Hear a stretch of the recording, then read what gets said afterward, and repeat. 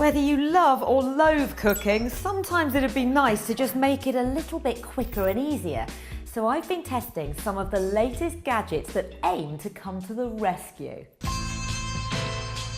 I've called in a bit of help from a friend, Meat Moly.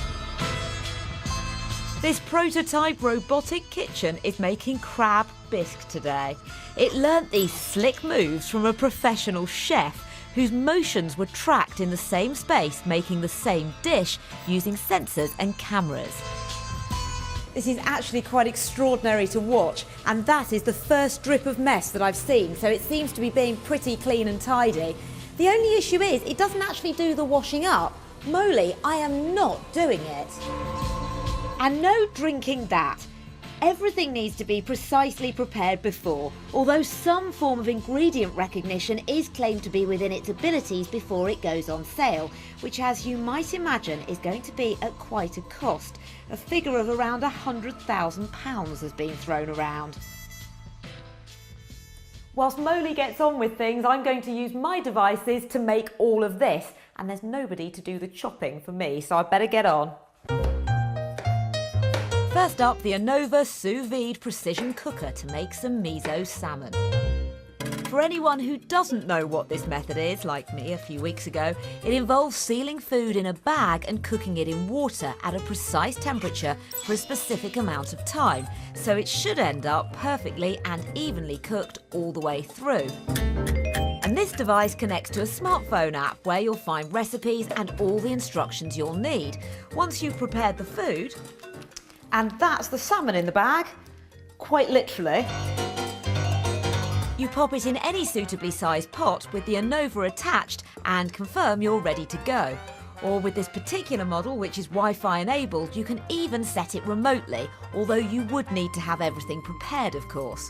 So that is the main bit of the cooking done, but it does still need searing for 1 minute in a frying pan. And now this needs to cook for just 1 minute on each side, so I might put the heat up a little bit whilst it does that. Okay, so now for the moment of truth. The flavour is great. Definitely feels cooked evenly throughout.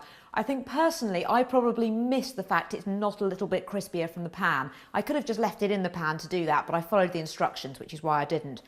But the taste is fantastic, the flavour is really good. A smart frying pan could have dealt with that issue. And funnily enough, that's just what PanTelligen is. Okay, I thought the idea was pretty daft to start with. Who needs a Bluetooth connected frying pan that connects to your mobile to tell you how long to cook things for? I do, it seems, as I've perfected some dishes that may have otherwise been compromised. This is great, it even tells you how many degrees lower it needs to be. I love that graph at the top. The pan's temperature sensor keeps track of the heat, so you're regularly reminded to turn it up or down. And based on timing, you're also told when to stir and when to add other ingredients. That is really, really good. I was concerned the potato wasn't going to be cooked all the way through, and I think if I'd done it myself without the smart frying pan, that would have been a risk, but that was fantastic. Spot on, I'd say. Back to Moly, and the soup seems to be almost ready.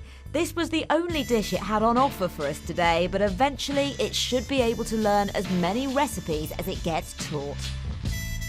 Wow, a great bit of theatre, but I am very irritated by this mark on the bowl. The only issue is there's nothing to actually clean it up with.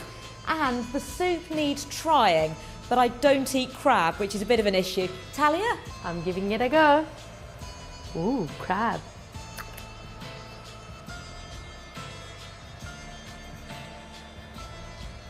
Really nice. I'll be a while.